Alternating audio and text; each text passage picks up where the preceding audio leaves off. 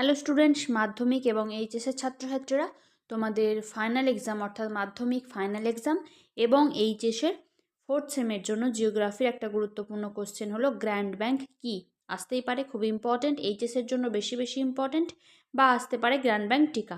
ওকে, দেখো কনসেপ্টটা তোমাদের আগে দিয়ে দিই, সেটাকে ভেঙে ভেঙে কিভাবে লিখেছি পরে তো দেখতেই পাবে লেখাটা, স্টাইলটা বা প্যাটার্নটা। ওকে, দেখো গ্র্যান্ড ব্যাংক কি, আটলান্টিক মহাসাগরে অবস্থিত একটা মগ্নচড়া।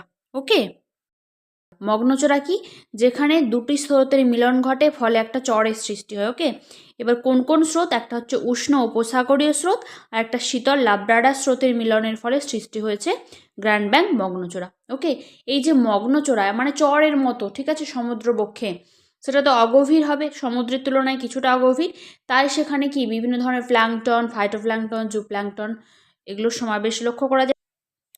এই প্লাঙ্কটনগুলো আবার সামুদ্রিক মাছেদের প্রধান খাদ্য, ফলে এখানে বিভিন্ন ধরনের সামুদ্রিক মাছের বিশাল আধিক্য ঘটে বা সমাবেশ ঘটে। ফলে কী হচ্ছে, এখানে মৎস্য আহরণ করার সুবিধা হয়, বাণিজ্যিক মৎস্যক্ষেত্র গড়ে উঠেছে, এমনকি পৃথিবীর একটা অন্যতম মৎস্যক্ষেত্রকে। চলো সেটাকে কিভাবে লিখেছি এবার দেখে নিই আমরা লেখার প্যাটার্নটা বা স্টাইলটা। দেখো, প্রথমে দেওয়া হয়েছে ধারণা। কি বলবো, গ্র্যান্ড ব্যাংক হলো নিউফাউন্ডল্যান্ডের কাছে উত্তর আটলান্টিকের এক বিশাল অগভীর সামুদ্রিক মগ্ন চড়া অঞ্চল।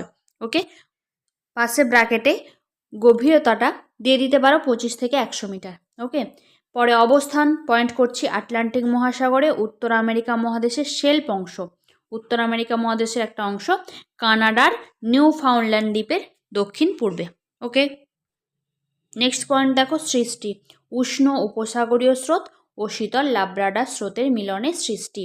এটা কিন্তু খুব ইম্পর্টেন্ট, এই পয়েন্টটা মিস করো না, মানে স্রোত দুটোর নাম অবশ্যই দিতে হবে। নেক্সট গুরুত্ব যেটা বললাম সেটাই লেখা আছে, দেখো সুন্দরভাবে একটা নিচে নিচে পরপর, এখানে প্রচুর প্লাঙ্কটন ও জলজ পুষ্টির যোগান দেয়।